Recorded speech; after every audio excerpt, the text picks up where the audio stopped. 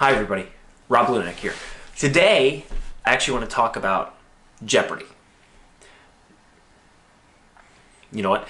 I had somebody tell me that when I wear white, I kind of like blend into the background, so I'm going to change. Just give me a second. That would have been really cool, right? But it doesn't work that way. I'll be right back.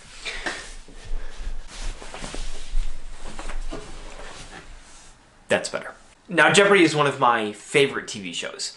I love that it's a competition. I love that it's these little interesting facts. I love that I learn something new. It's like the best TV you could have. But I want to talk about how Jeopardy is like school and what we can learn from that. This competition that they've had on, they have the 3 best people that they've basically ever had on Jeopardy competing against one another in this tournament.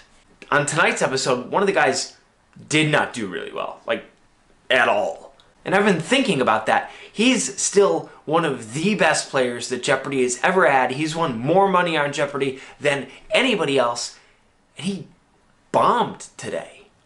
Now, just because the 2 guys he was competing against today were really good, does that make him really bad? No, I think we can all agree that it doesn't. They're really good, he's really good. But so often when it comes to school, we compare ourselves with what we view as the best, and if we don't hit that, we kind of feel like we must be the worst. And it doesn't work that way. If you have a teacher that you are fortunate enough to work with who is fantastic, them being really good doesn't make you bad. Or with our students, if one kid gets an A, that doesn't mean everyone else gets an F. But how many of our kids feel that way? If they weren't the best at something, then they must not be good at all.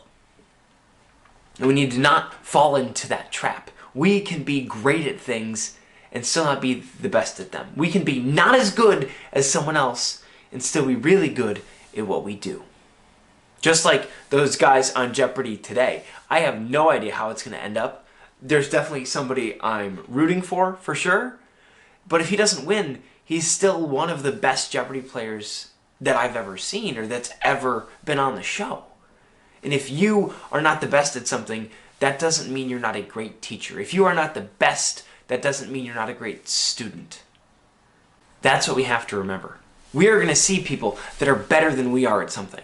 But as long as we keep trying, as long as we know we are doing our best, we are still good. I don't want anybody to get discouraged by the success of someone else. Success is not some zero-sum game. Someone else being better does not take away from you being good. Someone else being the best does not take away from you being great. We need to be happy for people who do well. We need to be happy for people who are the best at something or who are great at something. We need to lift them up because when one of us does well, that's good for all of us. Keep doing the important work you're doing. Keep doing the great job that you're doing. You may not be the best at it, but you're still great at it. Have a great week. Bye.